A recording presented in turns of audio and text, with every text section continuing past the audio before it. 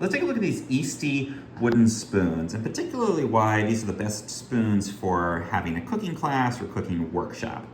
So these are wooden spoons. They're pretty lightweight, small spoons here, and you actually get 50 of these in a pack. So it's quite a large number of spoons, which again makes it perfect if you need to hand these out for participants in a cooking class or you're doing a kids cooking activity and you need each participant to have their own wooden spoon for stirring. It's great for those kinds of uses.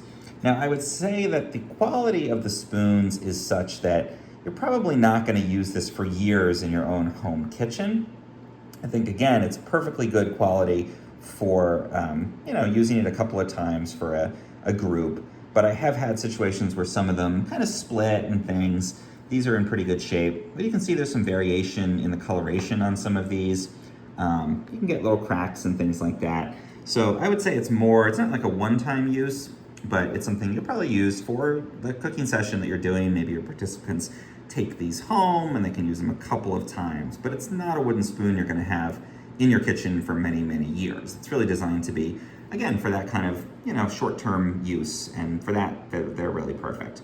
It's quite sturdy for that type of use, though, I would say. It's a little bit hard to clean these over time, but it is definitely strong enough to stand up to kneading or mixing dough, things where you're gonna have a thicker material you're stirring up. Again, these do work out well. You just do have to watch because, again, it is natural wood, and I've noticed that color variation, and you just have to make sure your participants, no, it's not dirty, it's just there's some natural variation to the wood itself. Overall, though, I think for that usage, whether that's, again, cooking workshop or a demonstration or a kids project or maybe even an art project, you're making slime or something where maybe you even consider it disposable and you just compost it at the end because it is a wood product, these spoons are perfect for that.